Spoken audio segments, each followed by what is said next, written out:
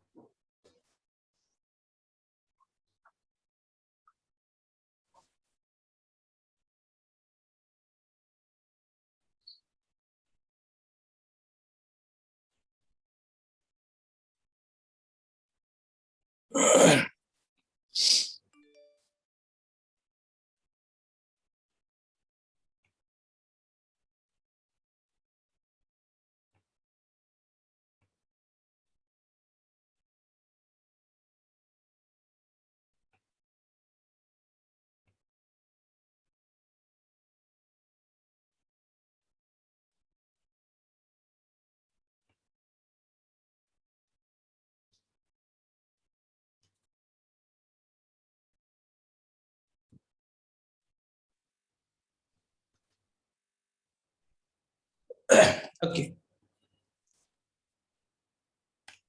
तो चलिए स्टार्ट करते हैं कुछ बातें। Participants, okay fine, all okay,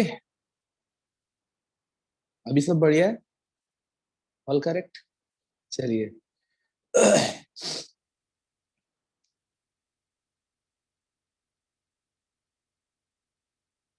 सब लोग आ गए होंगे।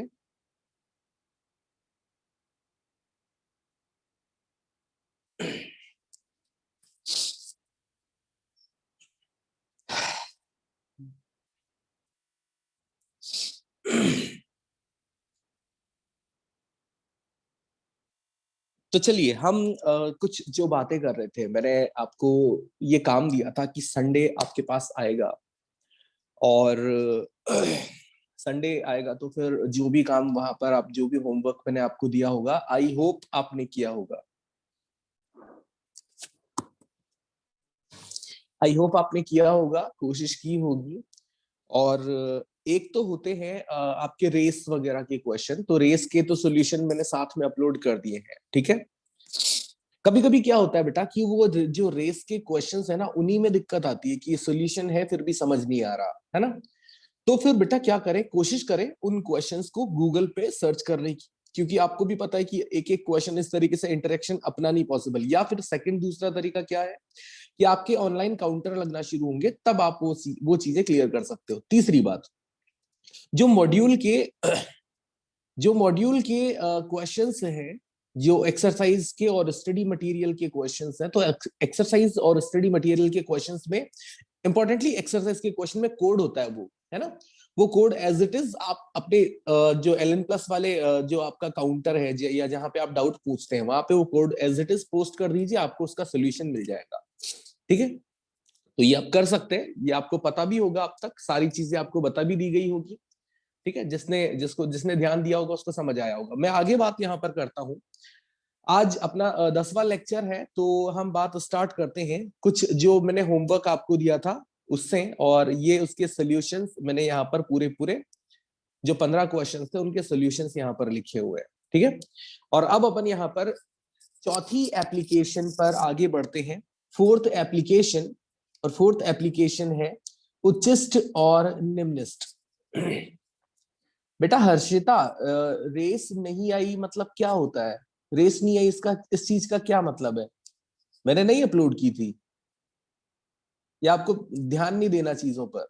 आपको कुछ प्रोवाइड किया जा रहा है तो आपकी रेस्पॉन्सिबिलिटी। इनफैक्ट मैंने बोला भी सही कि मैंने अपलोड किया है, उसके बाद आप यहाँ पे फिर कमेंट किए जा रहे हो रेस नहीं आई। बेटा कैसे आएगी, चल के आएगी क्या? थोड़ा तो अपने लिए तो कम से कम केयरफुल बनो ना। इतने केयरलेस भी क्या हो आप, कह रहे हो डायरेक्टली रेस नहीं आई। बकर पूरी करा लो। हर दिन मैं जो भी अपलोड करता हूँ उसका पूरा क्लियर अपडेट आपको देता हूँ कि मैंने ये दिया है, मैंने होमवर्क दिया है, होमवर्क में ऐसे ऐसे क्वेश्चंस है, ट्राई करने हैं, सोल्यूशन कहाँ मिलेंगे, और बस बकर करनी है सुबह सुबह। चलो एप्लीकेशन 4 पर मैं बात करता हूं, बहुत ही साधारण सी एप्लीकेशन है, ज्यादा कोई परेशान नहीं होना। जब इस प्रकार से हमें कोई आकार नजर आते हैं तो इसको कहा जाता है उच्चिष्ट।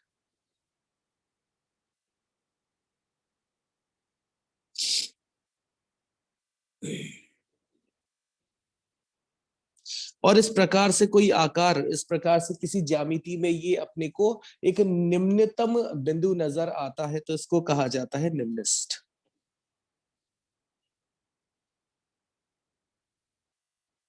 बढ़िया बात है। तो जो ये जो उच्चिष्ट है और जो ये निम्निष्ठ अपने पास है, इन उच्चिष्ट और निम्निष्ठों को ज्ञात करने की तकनीक होती है, टेक्निक होती है, एक पैटर्न होता है, एक तरीका होता है, उसके थ्रू अपन यहां पर बात करते हैं, बात करेंगे। मैंने आपसे एक चीज कही, यहां तक की बात में मैं एक चीज आपको ये सिखाया कि जब कोई फलन y बराबर fx होता है,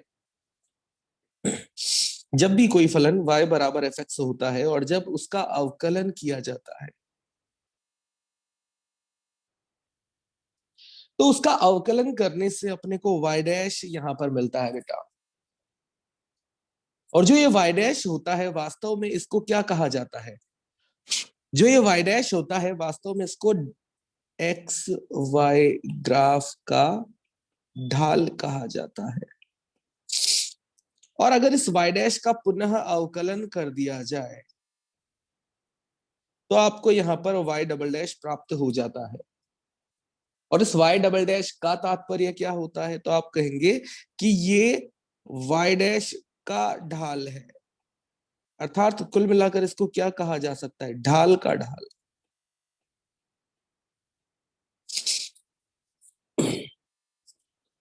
तो यहां से आप ध्यान दीजिएगा बात पर, और हम यहां से आगे बढ़ते हैं इस आकार पर जिसको कहा जाता है उच्चिष्ट। उच्चिष्ट नजर आ रहा होगा आपको।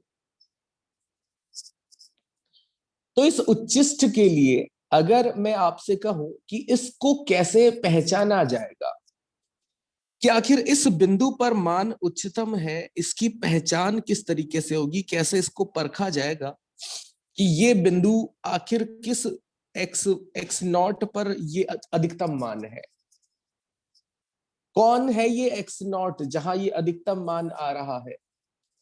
तो यहां से सबसे पहला पॉइंट हमारा होता है कि जाने अनजाने हमें कुछ एक ऐसा पॉइंट मिला है यहां पर जिस पर अगर मैं एक स्पर्श रेखा खींचता हूं तो इस स्पर्श रेखा का ढाल क्या होता है, शून्य। देखो ये एक क्या है, इस उच्चतम बिंदु पर खींची गई जो ये स्पर्श रेखा है ये एक्स अक्ष के समांतर है या नहीं है, बोलो बेटा, ये एक्स अक्ष के समांतर है या नहीं है? बिल्कुल है। और अगर ये एक्स अक्ष के समांतर है तो बिल्कुल इस बिंदु पर ध्यान से देख लेना, बिल्कुल इस बिंदु पर अगर आपसे कहा जाए ढाल अर्थात D Y by D X, तो क्या आप उस D Y by D x को शून्य के बराबर कर देंगे? कर सकते हैं, करेंगे, करना ही पड़ेगा। क्यों बेटा, ध्यान से समझना कि आपको क्या है, ये एक हिंट मिली है, एक मदद मिली है, उस मदद का इस्तेमाल करना पड़ेगा कि जो भी कोई ग्राफ है y बराबर एफ एक्स, आप उसका तुरंत ही अवकलन कर देंगे। और जैसे ही आप उसका अवकलन कर देंगे आपको क्या मिलेगा, d Y by D x मिलेगा। और उस D Y by D x को किसके बराबर कर देंगे, जीरो। जैसे ही d Y by D x को जीरो के बराबर किया और इसको हल किया,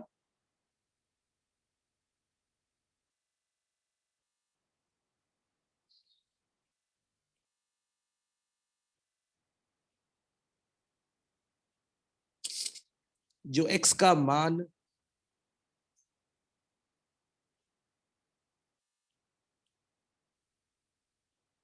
मिलेगा वही एक्स नॉट होगा।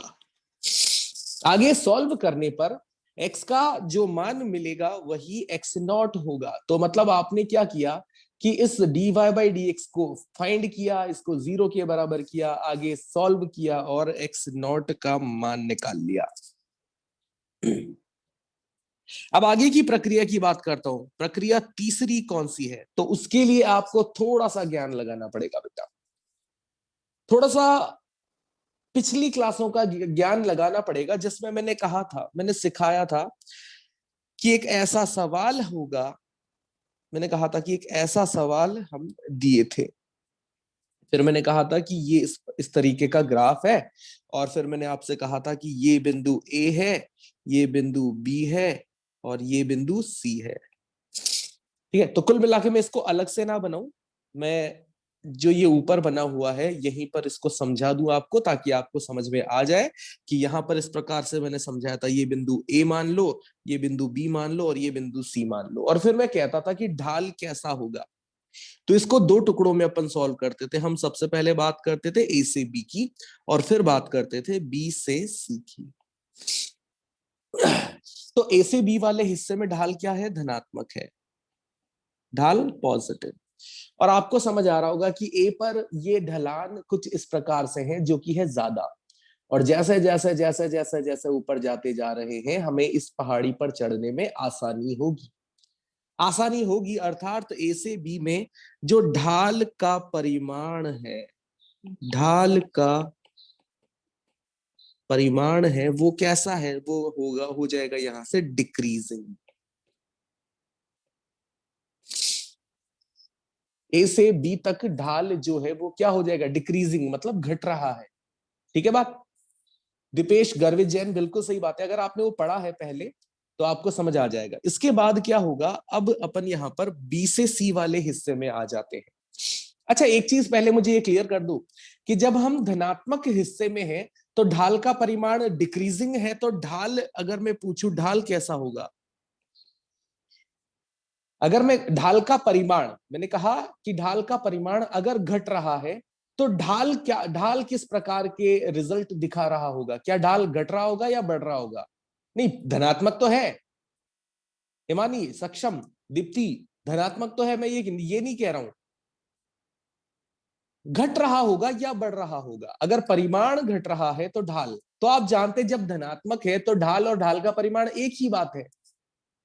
जब यहां पर ये पॉजिटिव नंबर्स हैं, तो पॉजिटिव अगर संख्याएं हैं, तो आप चाहे ढाल की बात करो या ढाल के परिमाण की बात करो, एक ही बात है। क्योंकि हम जब ऋणात्मक संख्याओं की बात करते हैं तब वहां ऋणात्मक को धनात्मक बनाया जाता है परिमाण लेते समय। परंतु अभी यहां पर ढाल के परिमाण की बात कर रहे हैं, तो उसके लिए भी आप चाहो तो डायरेक्ट क्या लिख सकते हो, डिक्रीजिंग। इसी प्रकार से बी से सी की जब अपन बात करेंगे, इसी प्रकार से बी से सी की अगर हम बात करेंगे, तो आप यहां देख पा रहे होंगे कि बी पर ये हमारी स्पर्श रेखा कुछ इस प्रकार से है, और नीचे जाने पर ये स्पर्श रेखा पहले तो क्षैतिज थी, अब और ज्यादा ज्यादा ज्यादा ज्यादा ज्यादा कोण बना रही है, यानी और ज्यादा ये ढाल बढ़ता जा रहा है। पर ये वास्तव में क्या है, ये ऋणात्मक ढाल है, इसलिए अपन यहां पर कहेंगे ढाल का परिमाण, ढाल का परिमाण तो यहां पर क्या हो रहा है, इंक्रीज हो रहा है। किसी को नहीं समझ में आ रहा हो तो आप बैक साइड जाकर देख लीजिएगा, उस पोर्शन पर जब हमने ये सब पढ़ा था तब जाकर देख लीजिएगा। और यहां अगर ढाल के लिए बात की जाए तो ढाल, अगर ढाल का परिमाण ऋणात्मक संख्या है, अगर परिमाण घट रहा है तो वास्तव में, परिमाण बढ़ रहा है तो वास्तव में ढाल क्या हो रहा होगा, घट रहा होगा, घट रहा होगा।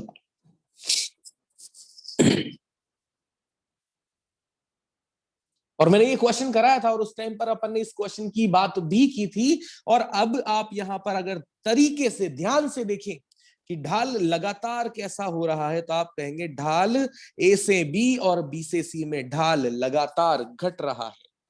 अगर मैं लगातार ए से सी तक की बात कर लूं तो आप कह सकते हैं कि ए से बी में भी ढाल घट रहा है और बी से सी में भी ढाल घट रहा होगा।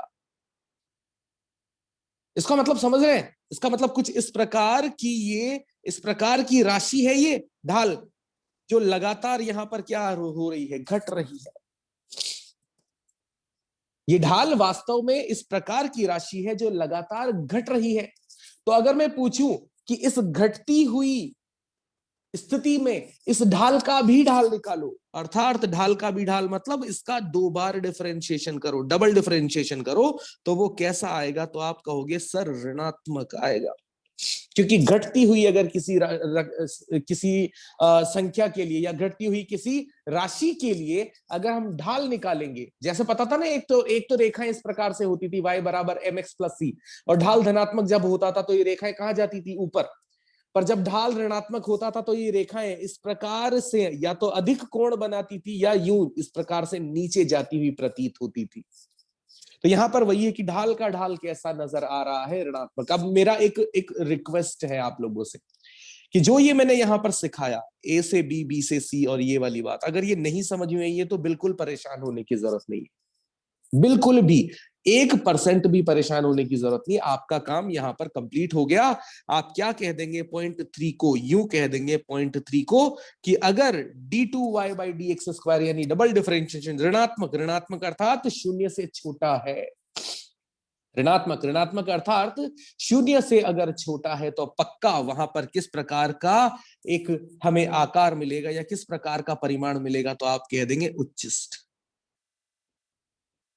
मतलब यहां पर 3 पॉइंट हो गए कुल मिलाकर देखा जाए तो, कि पहले आपने सर्वप्रथम क्या किया कि किसी भी फलन के लिए जिसके लिए आपको उच्चिष्ट और निम्निष्ट ज्ञात करने हैं, उसके लिए पहले एक बार अवकलन किया, उसको शून्य के बराबर किया और वहां से x के लिए मान निकाल लिया, सॉल्व किया उसको और x के लिए मान निकाल लिया। कैसे निकलता है ये मैं समझाऊंगा, कैसे निकलता है ये मैं समझाऊंगा। फिर क्या किया कि उस फलन को जो dy बाई डी एक्स करने पर आया था उसको दोबारा से अवकलित किया, यानी द्वितीय अवकलज उसका निकाला, और द्वितीय अवकलज निकाल कर ये ज्ञात करने की कोशिश की कि ये द्वितीय अवकलज 0 से बड़ा है या 0 से छोटा है। फिलहाल अगर 0 से छोटा है अर्थात ऋणात्मक है, तो पक्का जो आकार होगा वो एक उच्चिष्ट प्रकार का होगा। और यही चीज यहां निम्निष्ट में बात करें कि जो ये बिंदु है जहां पर अपने को पता करना है कि ये निम्निष्ट है, ये किस बिंदु पर निम्निष्ट होगा। मान लिया x नॉट वो बिंदु है, तो सबसे पहला काम हमारा क्या होगा, dy बाई डी एक्स अर्थात ढाल को 0 के बराबर करना। तो सबसे पहला काम dy बाई डी एक्स को 0 के बराबर किया। इसके बाद दूसरा काम तो क्या रहेगा, सेम ही रहेगा, दूसरा काम यहां पर अपना सेम ही रहेगा। तो हमने यहां पर दूसरे काम को एज इट इज सेम रखते हुए ये कह दिया कि दूसरा हो जाएगा कि आगे सॉल्व करने पर जो हमें x का मान मिलेगा वही x नॉट हो जाएगा। ठीक है बात। इसके बाद हम यहां पर तीसरे पॉइंट पर आ जाएंगे तुरंत, और तीसरे पॉइंट पर आ जाएंगे और कह देंगे कि ढाल का जो ढाल है अर्थात d2y by D x square जो है, इस स्थिति में चेक करोगे, ये होमवर्क में भी है एक ऐसा क्वेश्चन एग्जैक्टली। इसमें अगर यहां पर ढाल की बात की जाएगी यानी द्वितीय अवकलज की बात की जाएगी, तो वो कैसा आएगा, 0 से बड़ा अर्थात धनात्मक अगर आएगा, तो आप यहां पर अब इन तीनों पॉइंट्स से ये बात कंक्लूड कर देंगे, ये बात सार के रूप में कह देंगे कि पक्का वहां पर निम्निष्ट उपलब्ध है, निम्निष्ट होगा।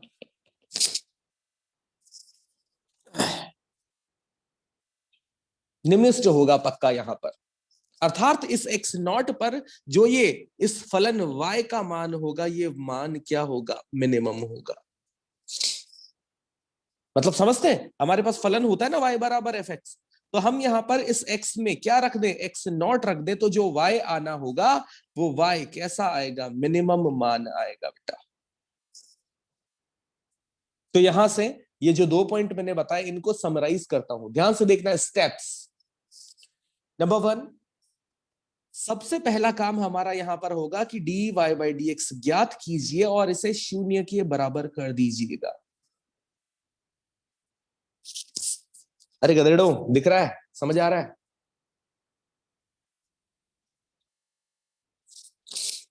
गुड, शाबाश। तो हमने यहां से क्या कहा कि फर्स्ट ऑफ ऑल जो दोनों पॉइंट्स हमने देखे ना उच्चिष्ट और निम्निष्ट में, उनका सारांश आपको बताना चाह रहा हूं। तो उनका सारांश का पहला हिस्सा ये है कि आप सबसे पहले dy बाई डी एक्स करेंगे और उसे 0 के बराबर करेंगे, और वहां से क्या करेंगे, थोड़ा ये यहां पर इंग्लिश में लिखा हुआ है पर इतना अपने को समझ आता है कि वहां से क्या हो जाएगा अपना काम, वहां से अपना काम हो जाएगा find the value of x, मतलब वो x हमें यहां से प्राप्त करना होगा, जिसको आप यहां से क्या कहना चाह रहे हैं, x नॉट कहना चाह रहे हैं, है ना बेटा। फिर हम क्या करेंगे, यहां से द्वितीय अवकलज इसका ज्ञात करने की कोशिश करेंगे, अर्थात d2y/dx ज्ञात करने की कोशिश करेंगे, और d2y/dx यानी 2 बार अवकलन कर लेंगे। अगर मेरी बात को ध्यान से सुनना कि अगर 2 बार अवकलन करने पर वो 0 से बड़ा आता है तो क्या सीखा कि निम्निष्ट होगा, और 2 बार अवकलन करने पर 0 से छोटा आता है तो वो क्या होगा, उच्चिष्ट होगा। क्लियर होती है ये बात? पॉइंट 1 2 3 कोई दिक्कत नहीं। इसमें एक चीज और रहती है बेटा, वो मैं आपको यहां पर स्टार डालकर बता देता हूं। एक चीज और रहती है कि क्या होता है, कभी कभी हाई लेवल का क्वेश्चन अगर आ जाए तो उस हाई लेवल के क्वेश्चन में ये द्वितीय अवकलज ना 0 से बड़ा होता है ना 0 से छोटा होता है। इसको द्वितीय अवकलज वाले बिंदु को 0 हम प्राप्त करते हैं। अब जिस स्थिति में ये द्वितीय अवकलज शून्य होगा, यानी वहां ना उच्चिष्ट होगा ना निम्निष्ट होगा, ऐसे बिंदु को हम कह देंगे, स्पष्ट रूप से हमारा जवाब हो जाएगा ना उच्चिष्ट ना निम्निष्ट। ऐसे बिंदु पर हमारा जवाब हो जाएगा ना निम्निष्ट ना उच्चिष्ट। फिर आप कहोगे कि सर, फिर ऐसे बिंदु को कहा क्या जाएगा कि क्या वो उच्चिष्ट जैसा आकार भी नहीं है, क्या वो निम्निष्ट जैसा आकार भी नहीं है, तो आखिर है क्या? तो मेरा जवाब यहां पर होगा कि अगर कभी पूछ ले तो फिर बेटा उसको कहा जाता है नति परिवर्तन बिंदु। उसको कहा जाता है नति परिवर्तन बिंदु, अर्थात न उच्चिष्ट न निम्निष्ट, उसको कहा जाता है नति परिवर्तन बिंदु। छुपा के रखिएगा इस ज्ञान को, किसी को बताने की जरूरत नहीं है, बस अपने में ध्यान रखें। किसी एक्स्ट्रा ये चीज किसी और को बताने वाली नहीं है, ठीक है बात? शुभम अटल का कहना है नियत। बेटा नियत तो ठीक है, पर थोड़ा दिक्कत रहता है इसमें। नियत, सिर्फ नियत कहना आसान नहीं है इसको, है ना। ये नति परिवर्तन बिंदु है, इसको समझना, इसको समझाना जब आप पूरा 12th पढ़ोगे तब आपको ये समझ में आएगा, ठीक है। पूरा 12th जब आप पढ़ोगे तब आपको ये समझ में आएगा कि नति परिवर्तन बिंदु क्या होता है। और अगर फिर भी जानना है किसी को तो गूगल की मदद लीजिएगा, नति परिवर्तन बिंदु लिखिएगा और आपको समझ में आएगा, ठीक है। अभी फिलहाल ये क्लास और सिलेबस से दूर दूर की बात है। आगे बढ़ता हूं कुछ सवालों पर, और ये जो हमारा सबसे पहला सवाल है, इसके लिए हमें यह बताना है कि आखिर यहां पर अधिकतम यानी उच्चिष्ट होगा या निम्निष्ट होगा। सबसे पहले तो हमें यह बताना है कि यहां पर उच्चिष्ट होगा या निम्निष्ट होगा, या दोनों हो सकते हैं, ये क्या होगा। आखिर हमारे पास कितने बिंदु ऐसे होंगे जहां पर यहां उच्चिष्ट और निम्निष्ट बन सकते हैं। तो हमने कहा सबसे पहला बिंदु ही यही होता है कि आप dy/dx करके उसे 0 के बराबर कर दें। तो हमने क्या किया कि ये जो y बराबर x² - 2x + 5 है, इसके लिए हमने dy/dx किया। कितना होगा dy/dx बेटा? कितना होगा dy/dx? तो आप यहां से कह दोगे dy/dx हो जाएगा सर 2x - 2। ठीक है, बहुत बढ़िया, बहुत बढ़िया, शाबाश। फिर हमने क्या कहा कि आखिर इसको किसके बराबर करना है? तो आप कहोगे सर इसको 0 के बराबर करना है, क्योंकि ये अपना सेकंड स्टेप था कि आप इसको 0 के बराबर करके x का मान निकालोगे। तो 0 के बराबर किया तो यहां से ये हो गया 2x = 2, और यहां से x का मान यानी x0 का मान आ गया 1। ठीक है, अब इससे हमें क्या समझ में आता है, ध्यान से सुन लो। जिन लोगों के पास दिमाग है कम से कम वो लोग सुन ले, ताकि वो इस कंपटीशन में थोड़ा सा और आगे बढ़ जाए, क्योंकि ये चीजें अगर मुझे समझ आती है तो और बहुत बढ़िया मजा आने वाला है। तो यहां से क्या होगा कि x0 अगर 1 हो गया, अर्थात ये वो बिंदु है जहां उच्चिष्ट या निम्निष्ट प्राप्त होने वाला है। अभी हमें भी नहीं पता कि उच्चिष्ट या निम्निष्ट, तो इसके लिए फिर यहाँ पर पॉइंट नंबर 3 पर हम आते हैं और कहते हैं कि आप द्वितीय अवकलज कीजिए। ये जो फलन आया है एक बार अवकलन करने के बाद, एक बार अवकलन करने के बाद जो फलन आया है, आप इसका द्वितीय अवकलज कीजिए, और द्वितीय अवकलज जैसे ही करोगे तो आपका जवाब यहां से आ जाएगा 2, है ना। 2x - 2 का अवकलन करेंगे तो जवाब आ जाएगा अपना 2। अब मुद्दा क्या फंस गया कि अगर ये 2 आया है, कि अगर यहां पर ये 2 आया है, अर्थात ये > 0 है, अर्थात यहां पर क्या होगा, निम्निष्ट। आई बात समझ में? मतलब अगर इसको सोचा जाए ना कि आखिर हमने क्या निकाला, तो कुछ इस प्रकार से आपको इसका कंक्लूजन मिलेगा बेटा, कुछ इस प्रकार से कि ये कुछ इस प्रकार का सिस्टम बना है, ये कुछ इस प्रकार का सिस्टम बना है कि जो भी ये ग्राफ है जिसमें यहां पर ये निम्नलिखित है, और ये किस बिंदु पर निम्नलिखित है, तो आपको समझ में आ गया x बराबर 1 पर निम्नलिखित है, x बराबर 1 पर निम्नलिखित है। अब अगर मैं यहां पर पूछूं कि इस निम्नलिखित के लिए जो y का न्यूनतम मान है वो कितना होगा, क्योंकि आपको ये तो पता लगा ना कि x बराबर 1 पर y का मान न्यूनतम है, तो आखिर y का न्यूनतम मान कितना होगा ये हमें आपको बताना है। तो कैसे निकाले, क्या होगा y का न्यूनतम मान?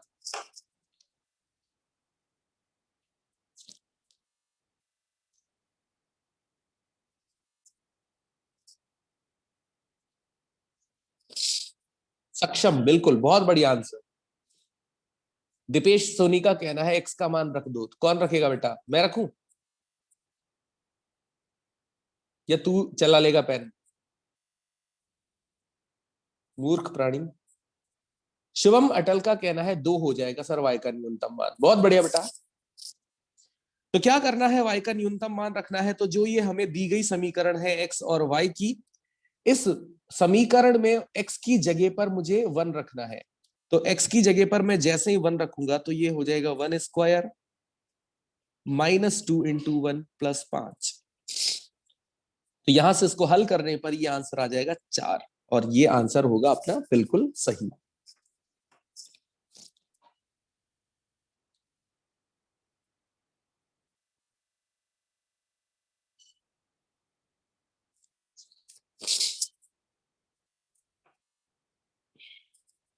सही बात।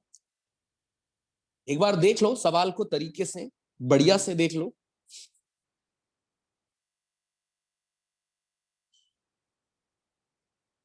क्लियर है? अगला सवाल लेते हैं ताकि आपको बातें और समझ में आए। ध्यान से देखो, अभी इसको सॉल्व करो फटाफट, अभी इसको सॉल्व करो, ताकि जो भी गलतियां या जो भी कुछ अपने पास ऐसी चीज है जो हमें शायद समझ में ना आई हो, वो पता लग जाएगी, है ना? इस बार सारी चीजें पता लग जाएगी अपने को।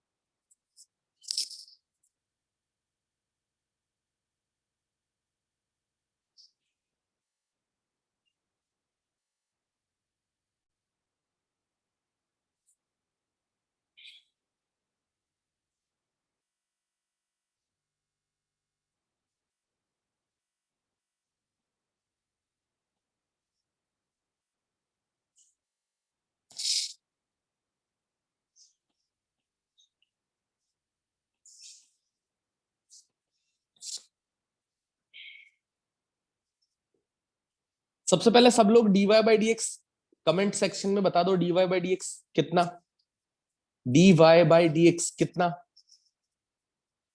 dy बाई डी एक्स कितना, dy बाई डी एक्स। तो dy बाई डी एक्स के लिए लोगों ने लिखा है -2x+4। बढ़िया। फिर इसको 0 के बराबर करना है, ध्यान से देखते जाओ। तो ये -2x+4 को 0 के बराबर करना है, तो यहां से x बराबर 2 आ जाएगा। यहां से x बराबर क्या आ जाएगा, 2 आ जाएगा। अब क्या करना है, अब ये पता लगाना है कि आखिर वहां पर मैक्सिमा है या मिनिमा है। तो इसके लिए द्वितीय अवकलज किया जाएगा। इसका जो प्रथम अवकलज था, इसी को एक बार यहां द्वितीय अवकलज कर देंगे, तो क्या आ गया, -2। और -2 अगर होता है, अर्थात 0 से छोटा अगर होता है, तो वहां पक्का कैसा आकार होता है, तो आप कहेंगे सर उच्चिष्ट वहां होता है। कि अगर यहां पर d2y बाई डी एक्स 0 से छोटा है, तो सर वहां पर उच्चिष्ट होता है, अर्थात इस इस x बराबर 2 पर कौन सा आकार होगा, तो आप कह देंगे इस पर यहां पर उच्चिष्ट होगा, इस पर यहां पर उच्चिष्ट होगा। बेटा x बराबर -2 नहीं, x बराबर 2 होगा, भावना पालीवाल। x बराबर 2 था वो पॉइंट जब इसको सॉल्व किया था। ये देखो यहां पर इसको सॉल्व हमने किया था, तो इसको सॉल्व करने पर x बराबर 2 आएगा। अर्थात वो उच्चिष्ट और निम्निष्टों वाला बिंदु 2 है, x बराबर 2 है। अब उस x बराबर 2 पर उच्चिष्ट है या निम्निष्ट, इसका ज्ञान हमने यहां से सीख लिया है और हमें पता लग गया कि ये तो उच्चिष्ट है। अब इस सवाल को अगर आगे पूछा जाए तो क्या पूछा जाएगा बेटा, समझ रहे हो? आपसे क्या ही पूछा जाएगा इस सवाल में आगे कि y मैक्सिमम बता दो। इस सवाल में यही तो पूछा जाएगा ना कि y मैक्सिमम बता दो आप, तो कि अधिकतम y का मान कितना होगा। तो आप क्या कहेंगे, आप कहेंगे y मैक्सिमम किस बिंदु पर होगा, तो आप कह देंगे x बराबर 2 पर। तो इस समीकरण में, इस y की समीकरण में x की जगह क्या रख देंगे, -2। तो ये x की जगह क्या रख देंगे, सॉरी 2। तो ये हो जाएगा -2 का स्क्वायर प्लस 4 और इंटू 2, तो -4 प्लस 8।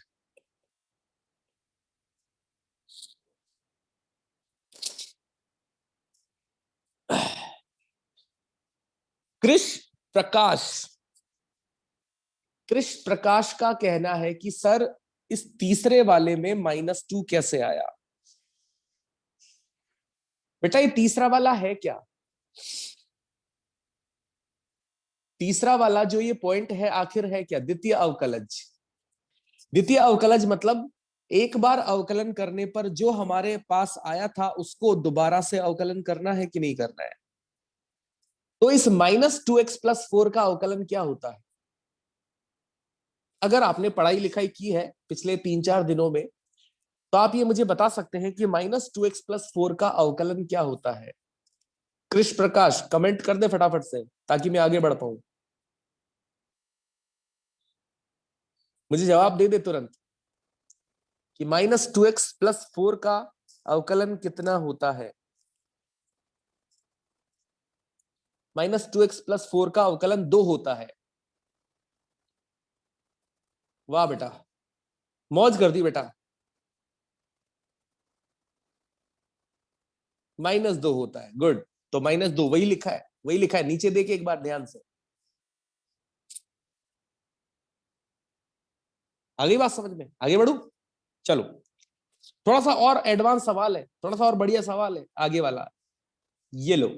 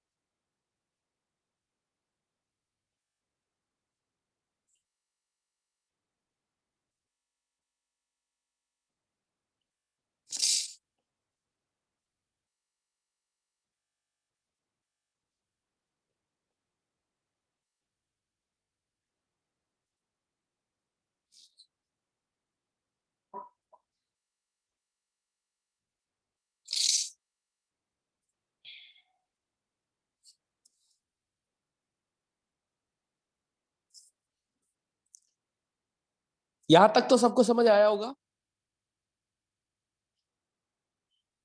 यहां तक सबको समझ में आया होगा। अवकलन किया, 0 के बराबर किया, 6 कॉमन ले लिया अपन ने, 6 कॉमन ले लिया, और ये जो 6 कॉमन लेते हैं ये 0 से गुणा होकर यहां से गायब हो जाएगा और कुल मिलाकर अपने पास क्या बचेगा, x² -5x+6 बराबर 0, ये बचेगा।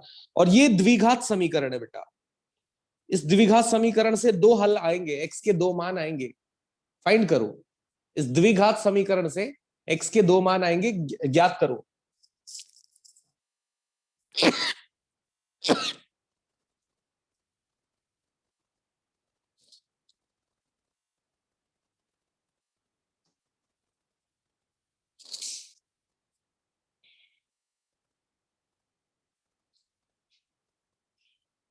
क्या क्या आएंगे x के 2 मान, x बराबर 2, x बराबर 3, सही बात। कैसे किया जाता है? वैसे ये द्विघात है बेटा, ये मैं पढ़ाऊंगा भी सही आगे, पर फिर भी 10वीं क्लास की नॉलेज के आधार पर क्या किया जाता है कि इसके टुकड़े किए जाते हैं और इस 5x को यहां पर लिखा जाता है कुछ इस प्रकार से, -3x -2x +6 बराबर 0। इसका इसका टारगेट क्या रहता है? टारगेट इस प्रकार से रहता है कि जो यहां पर आपने ये टुकड़े किए हैं, जो यहां पर इसके हिस्से किए हैं, -5x को इस प्रकार से आपने लिखा है -3 और -2, ताकि इन दोनों का गुणांक जो है वो कितना आ जाए, 6 आ जाए।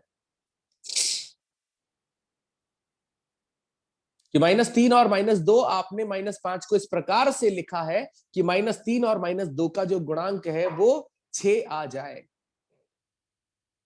तो बिल्कुल यहां से अब क्या कर देंगे कि पहले 2 से x कॉमन आ जाएगा और ये आ जाएगा x -3, और आखिरी 2 से -2 कॉमन आ जाएगा और ये आ जाएगा x -3 बराबर 0, और यहां से x -3 और x -2 बराबर 0, और x के दो मान आ जाएंगे, x बराबर 2,3।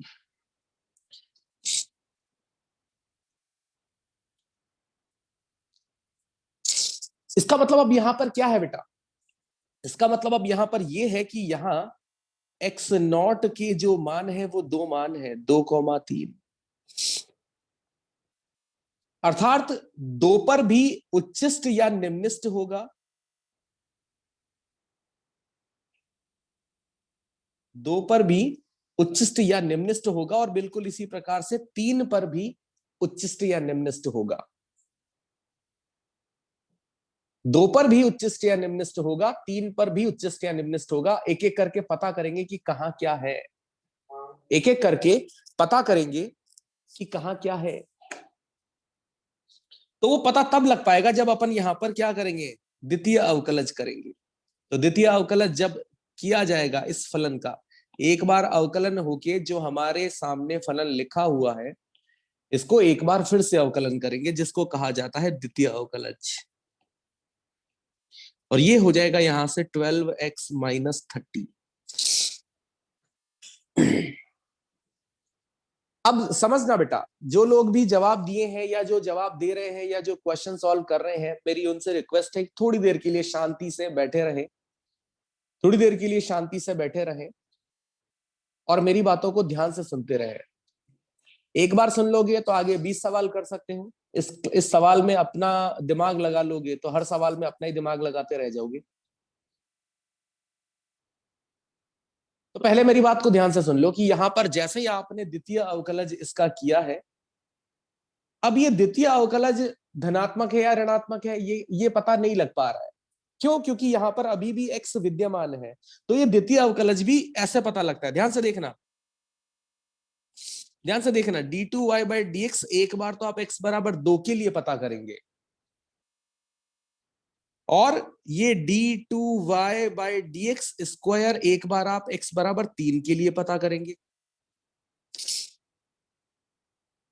तो जब आप x बराबर 2 के लिए पता करेंगे तो x बराबर 2 रखो, यहां पर x बराबर 2 रखो फटाफट यहां पर।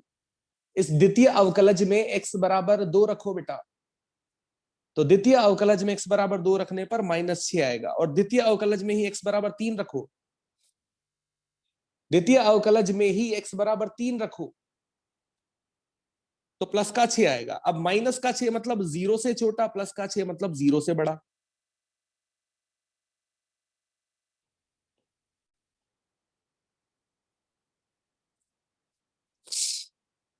इसका मतलब यह है कि x बराबर 2 पर क्या होगा, इसका मतलब यह है कि x बराबर 2 पर क्या होगा, मैक्सिमा। क्योंकि अगर 0 से छोटा तो मैक्सिमा होता है, और x बराबर 3 पर क्या होगा, मिनिमा।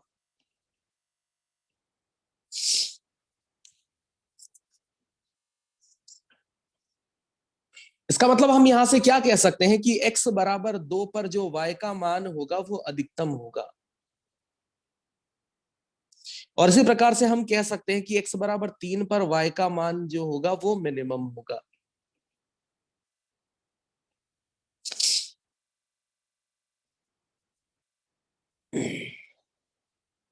यही हुआ ना इसका मतलब कि x बराबर 2 पर y का मान क्या आने वाला है, अधिकतम उच्चतम, और x बराबर 3 पर y का मान क्या आने वाला है, निम्नतम। तो ये रही हमारी जो y की समीकरण सबसे ऊपर। इस y की समीकरण में x बराबर 2 रखो, तो x बराबर 2 रखोगे तो आपको यहां से उच्चतम मान मिलेगा। तो आपने रखा x बराबर 2, 2 की घात 3 मतलब 8 2 16,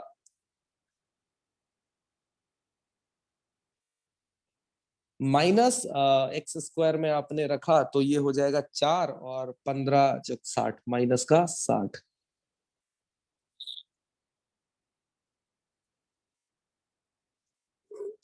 इसके बाद यहां पर ये हो जाएगा प्लस का 72 और प्लस का 10। तो प्लस के यहां पर कितने हो गए, 26, और ये हो जाएगा 8, या यूं कर ले पहले 60 घटा ले तो 12 16 28 38 हो जाएगा ये मान।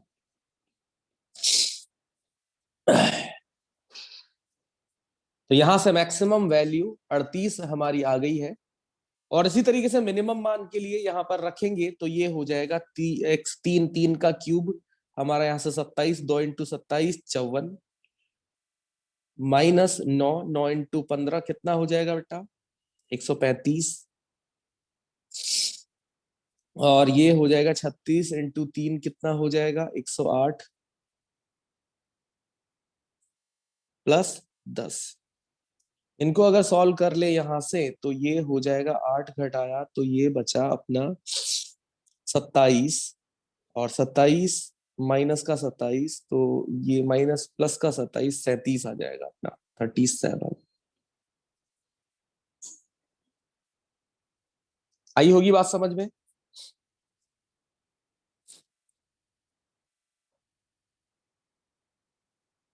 ठीक है बात, चलिए आगे बढ़ते हैं। आप प्रैक्टिस कीजिएगा बेटा, प्रैक्टिस, क्योंकि सवाल कठिन नहीं है। और यूं मान लीजिए कि मैंने पूरा डिटेल एक्सप्लेनेशन के साथ सवाल के एक एक स्टेप को सॉल्व किया है, फिर भी कोई बोले कि सर समझ नहीं आया, तो बेटा आपकी कमी है। आप या तो फिर दोबारा से इसको इस लेक्चर को देखकर फिर समझिएगा, अदरवाइज उम्मीद करता हूं समझ आया होगा। एक और सवाल ऐसा है, एक और सवाल ऐसा है,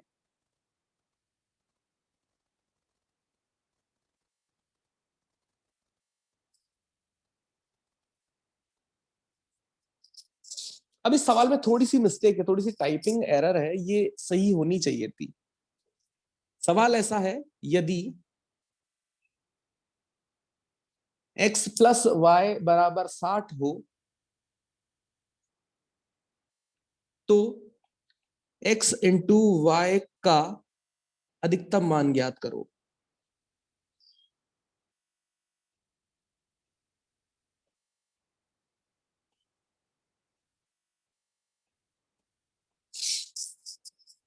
सवाल कुछ इस प्रकार से है,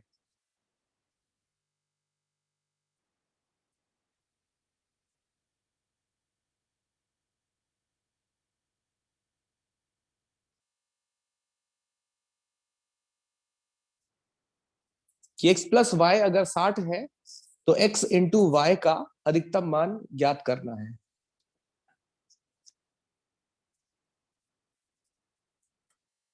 तो आप क्या कीजिएगा, मान लो जो एफ एक्स है वो F X X into Y मान लो, मतलब ये फलन है जिसके लिए आपको प्रक्रिया करनी है।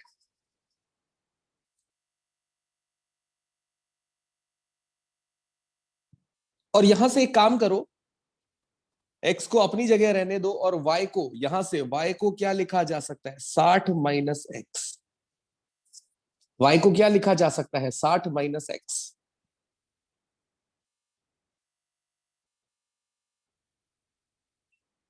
तो वो फलन क्या हो जाएगा, फलन हो जाएगा minus x square plus 60x। अब इसके लिए अधिकतम न्यूनतम ज्ञात कर सकते हैं आसानी से, आसानी से, बहुत आसानी से। पहला काम क्या हो जाएगा, एक बार अवकलन करके, एक बार अवकलन करेंगे तो एफ डैश एक्स आएगा।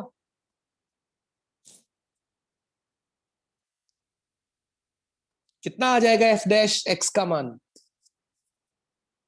क्या हो जाएगा, -2x+60। बढ़िया।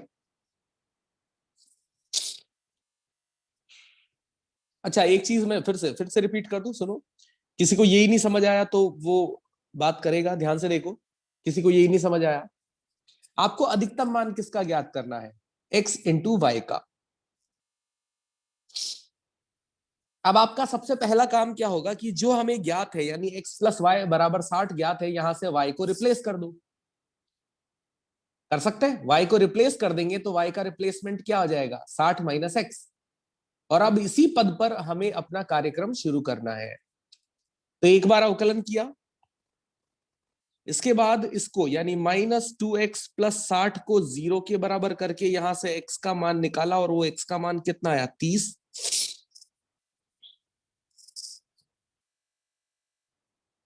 बेटा मैक्सिमा 30 नहीं है, आप जो लिख रहे हो ना सक्षम कि मैक्सिमा = 30, नहीं।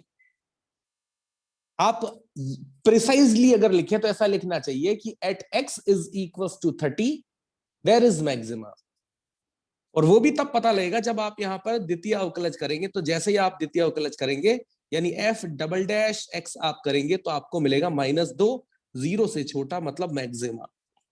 तो आप यहां से कुछ इस प्रकार से लिख सकते हैं, at x = 30 there is maxima.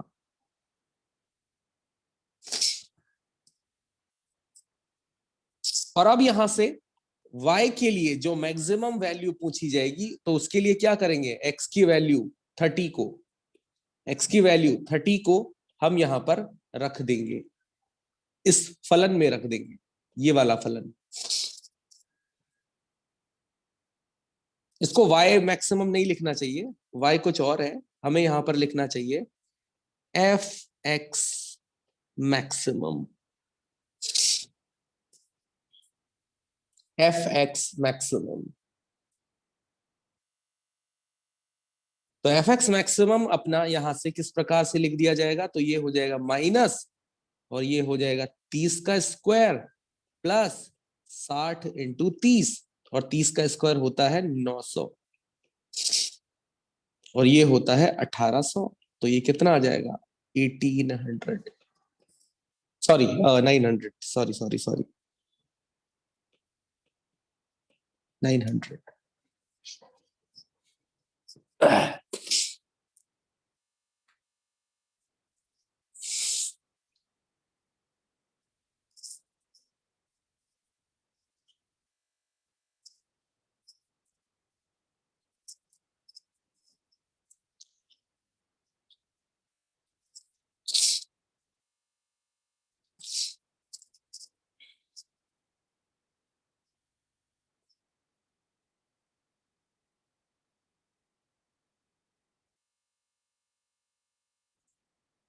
Nitish Kumar का 2700 आ रहा है।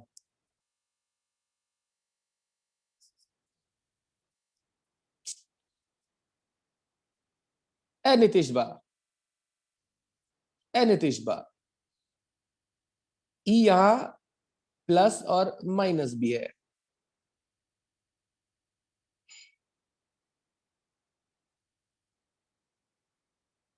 तो प्लस और माइनस, प्लस और माइनस, इन पे ध्यान देना होगा और आंसर सही निकालना होगा। चलो चलो आगे बढ़ता हूं, चलो आगे बढ़ते हैं यहां से। और अगला जो कैलकुलस हम स्टार्ट किए थे, इसका दूसरा टॉपिक जिसको कहा जाता है समाकलन, इंग्लिश में इसको लिखा जा सकता है इंटीग्रेशन।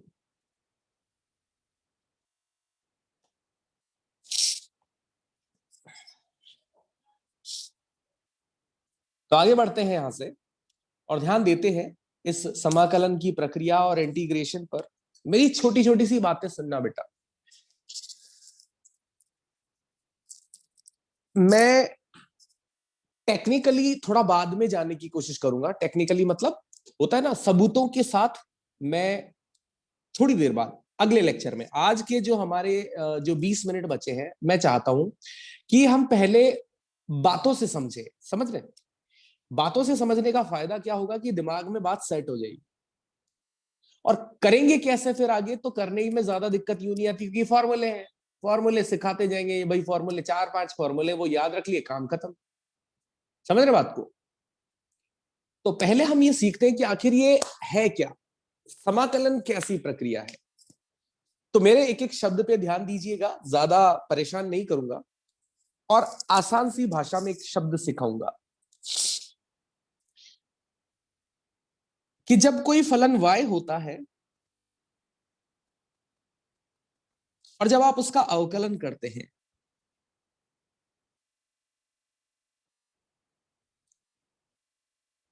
तो y डैश आता है।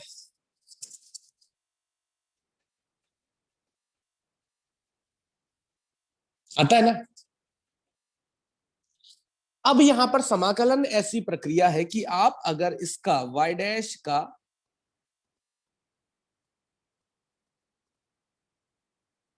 समाकलन करोगे तो पुनः क्या आ जाना चाहिए, y। रिपीट करता हूं, मैंने कहा कि यदि कोई फलन y होता, या अब तक आया करता था कोई भी फलन y, और जब भी मैं आपसे कहता था कि बेटा अवकलन कर डालो, तो आप तुरंत उसको क्या लिख देते थे, अवकलित करके लिख देते थे। और अवकलित करके जब आप लिखते थे तो उसको हम y डैश से भी व्यक्त कर दिया करते थे। हमें जब जहां जरूरत लगती थी हम वहां पर उसको y डैश से निरूपित कर दिया करते थे। और कहा अभी ये जाता है कि जो ये समाकलन है, जो ये इंटीग्रेशन है, ये इंटीग्रेशन इस समाकलन का व्युत्क्रम है। शब्दों पर ध्यान दीजिएगा, इंटीग्रेशन इस समाकलन का व्युत्क्रम है, अर्थात इस y डैश को अगर समाकलित कर दिया जाए तो पुनः हम y पर पहुंच जाने चाहिए, या पुनः हमें y प्राप्त हो जाना चाहिए। यही समाकलन है।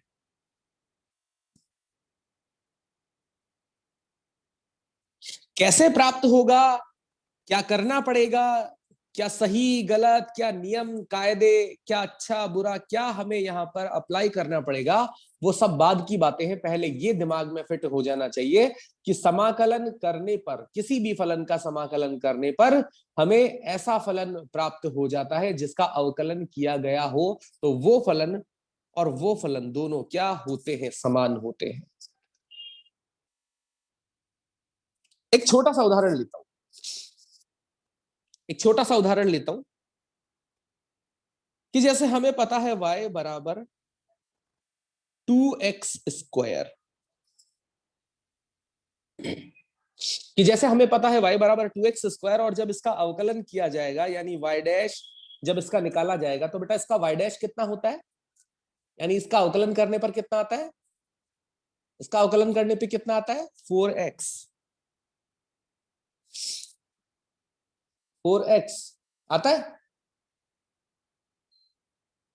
अब हम क्या कहना चाह रहे हैं, अब शब्दों पर ध्यान देना वापस से, हम ये कहना चाह रहे हैं कि यदि इस 4x अर्थात इस y डैश का जब समाकलन किया जाएगा तो कहीं ना कहीं हमारे फॉर्मूले इस प्रकार से होंगे कि ये समाकलन करने पर क्या आ जाएगा, 2x² आ जाएगा। आना चाहिए, आना चाहिए, आना ही पड़ेगा। बस मुद्दा ये बचता है, अब मुद्दा ये बचता है कि कैसे आएगा, क्या फॉर्मूले लगेंगे, वो फॉर्मूले मैं आपको सिखाऊंगा। मैं फॉर्मूले सिखाऊं उसके पहले एक और छोटी सी चीज है, बारीक सी, बिल्कुल बारीक, ऐसे ध्यान दीजिएगा। बारीक सी चीज ये है बेटा कि जो सवाल मैंने अभी आपके सामने लिया है, यही सवाल यदि इस प्रकार का हो, ध्यान से देखना, यही सवाल इस प्रकार का हो,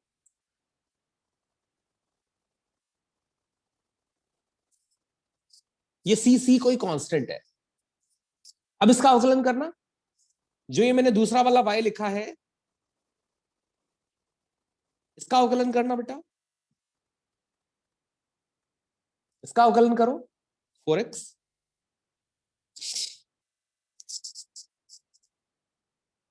और अगर मैं इस y डैश का यानी इस 4x का समाकलन करूं तो कितना आना चाहिए? 2x square. अगर मैं इस 4x का समाकलन करूं तो कितना आना चाहिए? 2x square.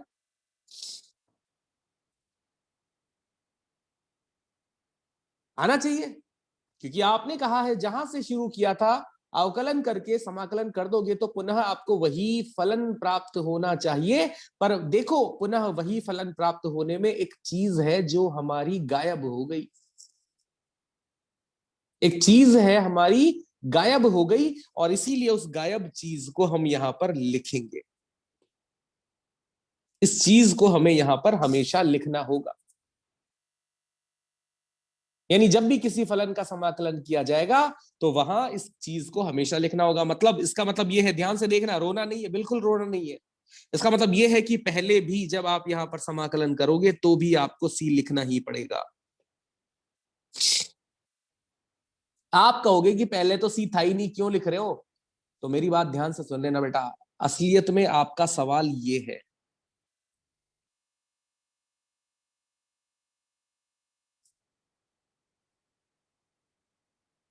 असलियत में आपका सवाल ये है, आपको ये ऊपर वाली चीज थोड़ी ना दी जा रही है। सवाल तो आपका ये है। तो सवाल आपका वास्तव में y बराबर क्या है? 4x है।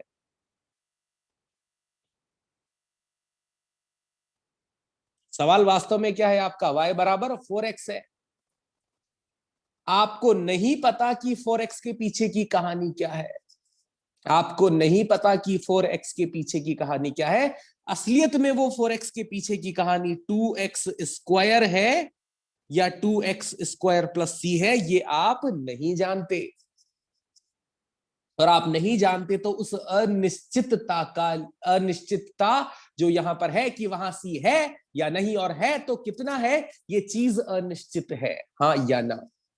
सी है या नहीं है, और अगर है तो कितना है, ये चीज क्या है? अनिश्चित है, हाँ या ना। जो मैंने कहा, जो मैंने आखिरी लाइन कही, ये बात समझ में आई या नहीं आई? कि आपको दोनों सवालों में y डैश 4x नजर आ रहा है।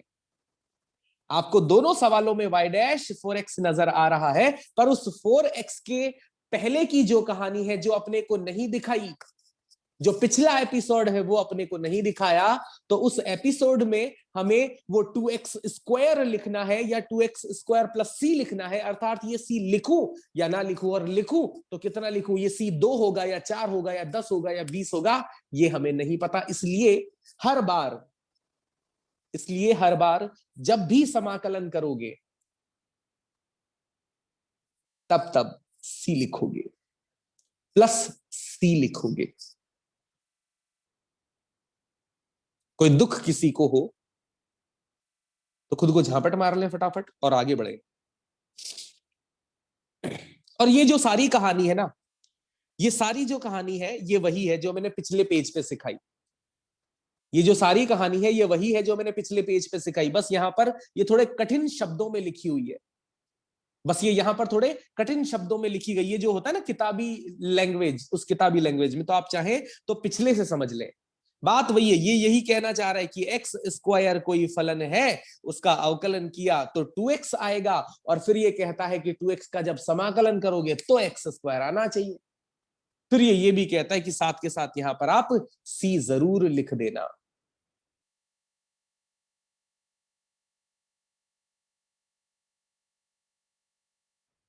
ये सी लिखा कैसे जाता है मैं बताऊंगा, घबराने की जरूरत नहीं है बेटा। हर्षिता, शुभम, अटल, सी कैसे लिखा जाएगा मैं बताऊंगा। आप तो जो मैं कह रहा हूं, जिस अनिश्चितता की मैंने बात की, क्या वो अनिश्चितता आपके दिमाग में भी आई?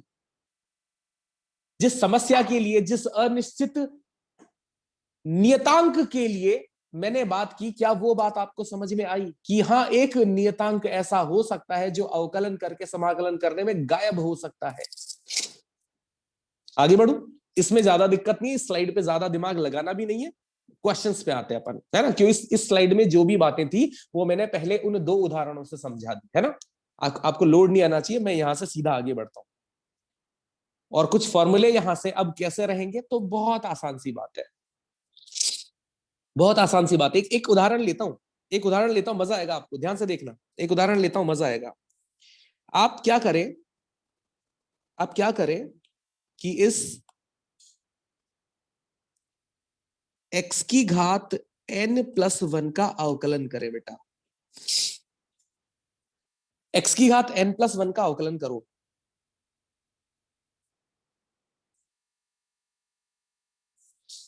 x की घात n+1 का अवकलन करो बेटा, करो फटाफट। अवकलन, अवकलन, समाकलन नहीं, अवकलन कह रहा हूं जो मैंने पढ़ाया है।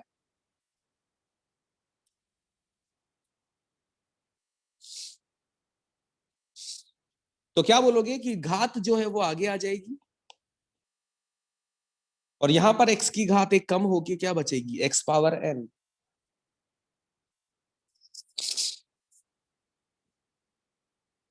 है ना? ये तो नियतांक है ना, ये तो n+1 है, घात कुछ संख्या है ना।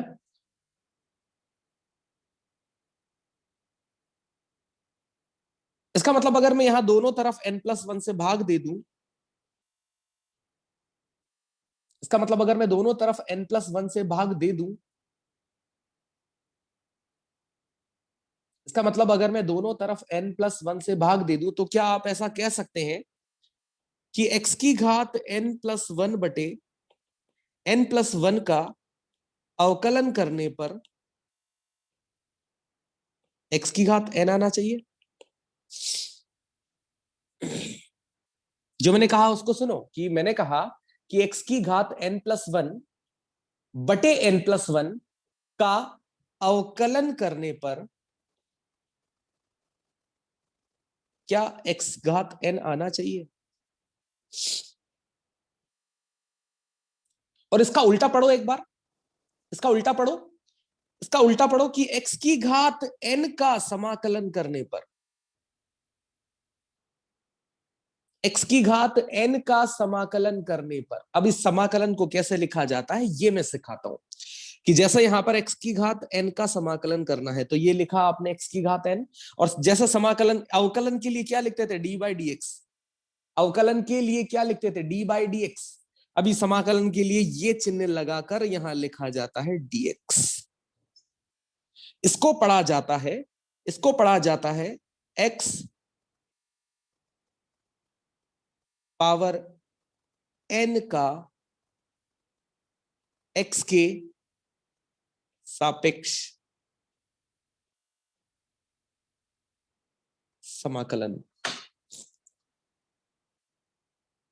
इसको पढ़ा जाता है x पावर n का x के सापेक्ष समाकलन। और इसका आंसर क्या आना चाहिए, आंसर हमें पता है पहले से, इसका आंसर आना चाहिए x पावर n+1 बटा n+1। और फिर मैंने कहा साथ में c जरूर लिखना है, साथ में इस c को, कांस्टेंट को, बिल्कुल जैसा मैंने लिखा वैसा का वैसा ही आप हर सवाल में ऐसा का ऐसा ही लिख डालेंगे।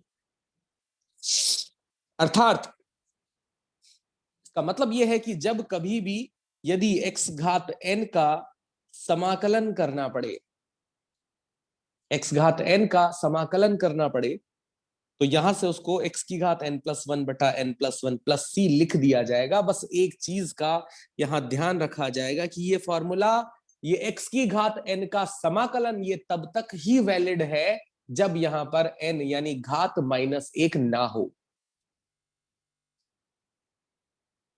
क्योंकि यदि घात -1 है, अर्थात 1/x है, तो उस 1/x का तो समाकलन ln x करना पड़ेगा। क्यों? क्योंकि ln x का अवकलन क्या होता था, अरे मूर्खों, ln x का अवकलन क्या होता था, 1/x। तो 1/x का समाकलन करके भी क्या आना चाहिए, अरे 1/x का समाकलन करके क्या आना चाहिए मेरे भाई, ln x आना चाहिए, आएगा, प्लस c भी आएगा, प्लस c भी आएगा। सही बात। इसी प्रकार से हमने क्या कहा था कि e पावर x का अवकलन करके e पावर x ही आता था, तो e पावर x का समाकलन करके भी, e पावर x का समाकलन करके भी e पावर x ही आना चाहिए। प्लस सी तो आएगा ही सही। ये तो इस समाकलन का एक नया पहलू हो गया, इस समाकलन की नई कहानी हो गई कि सी तो हमें यहां पर लिखना ही है। सी में घबराने की जरूरत नहीं है, क्योंकि सी उस अनिश्चितता के लिए यहां पर लिखा है। सी उस अनिश्चितता के लिए यहां पर लिखा गया है।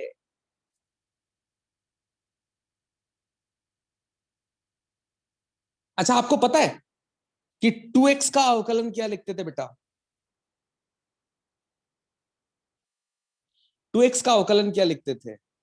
टू टू 3x का,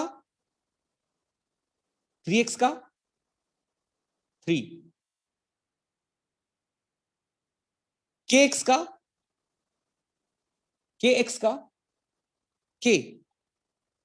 तो इसका मतलब अगर दो का समाकलन किया जाए तो क्या लिखना चाहिए? इसका मतलब दो का समाकलन किया जाए तो क्या लिखना चाहिए? 2x। तीन का समाकलन किया जाए तो क्या लिखना चाहिए? 3x। यानी किसी भी चर का किसी भी अचर का, सॉरी, किसी भी कांस्टेंट का समाकलन किया जाए, यानी y बराबर k है और इस कांस्टेंट का अगर समाकलन किया जाए तो वो क्या लिख देना चाहिए? kx प्लस c लिख देना चाहिए। क्या लिख देना चाहिए? kx प्लस c लिख देना चाहिए।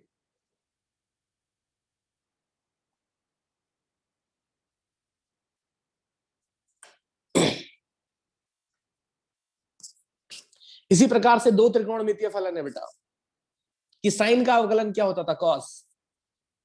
क्या होता था? साइन का अवकलन कॉस। तो कॉस का समाकलन क्या होगा? साइन। देखो नीचे,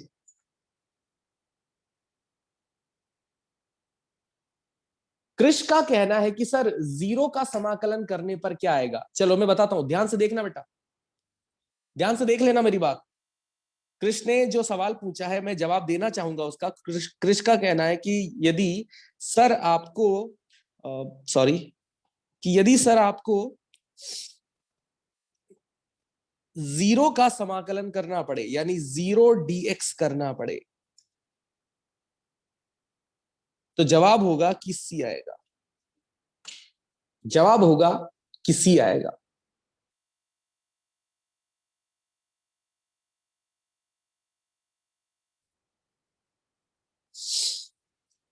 क्योंकि जीरो मतलब किसका समाकलन कर रहे हो? अरे जीरो मतलब किसका समाकलन कर रहे हो बेटा?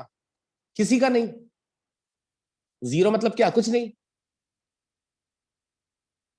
और कुछ नहीं तो उसका समाकलन क्या होगा? कुछ नहीं। जीरो मतलब कुछ नहीं, और कुछ नहीं का समाकलन क्या होगा? कुछ नहीं।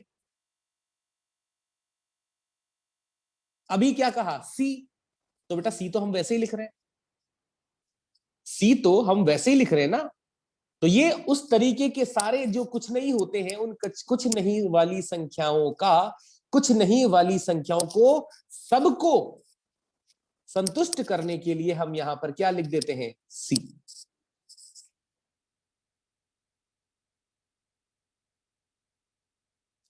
तोरण साहू ने एक सवाल पूछा है कि सर वन का समाकलन कितना आएगा? वन का समाकलन कितना आएगा? तो के की जगह वन रख लो ना बेटा, मेरे से पूछने की जरूरत नहीं है। अब आपके पास भी हथियार है, के की जगह वन रख लो तो आंसर आ जाएगा एक्स प्लस सी। आपके पास आंसर क्या आ जाएगा? एक्स प्लस सी। मैं लिख भी देता हूं कि यदि वन का समाकलन किया जाए तो आपका जवाब हो जाएगा एक्स प्लस सी। अच्छा, एक चीज थोड़ी सी मैं और आपको बारीकी से सिखा दूं, एक चीज थोड़ी सी और बारीकी से सिखा दूं बेटा, ताकि अपने हथियार जो है ना वो तरोताजा रहे। ध्यान से देखना कि यदि यहां पर ये समाकलन टी के सापेक्ष किया जाएगा वन का, तो आंसर आपका आएगा एक्स के बजाय टी प्लस सी। क्योंकि अब आपका चर कौन है? टी। अब आपका चर कौन है बेटा? टी। तो चर बदलेगा तो चर के अनुसार हमारे आंसर लिखने के तरीके भी बदलेंगे। समझ रहे? मतलब ऐसा नहीं कि हर बार समाकलन एक्स के सापेक्ष ही किया जा रहा है। यहां किसके सापेक्ष समाकलन किया जा रहा है?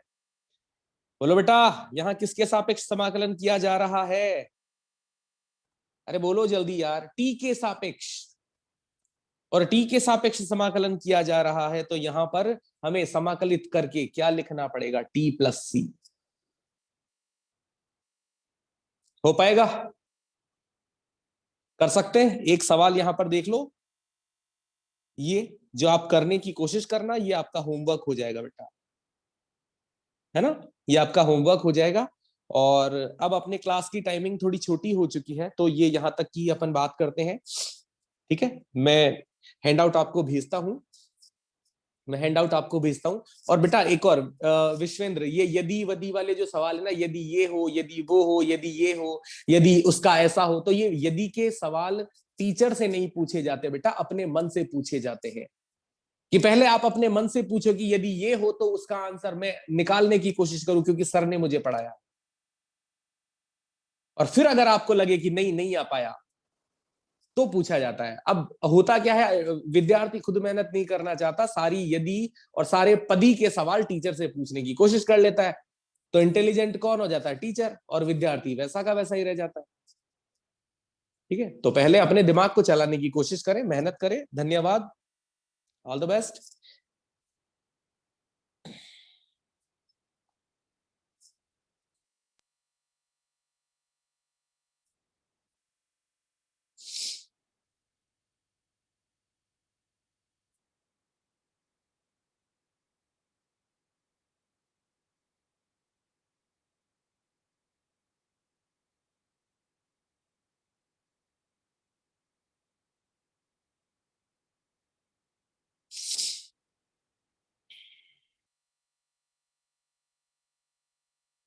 Okay bye, thank you. मैं homework upload, sorry handout upload कर रहा हूँ।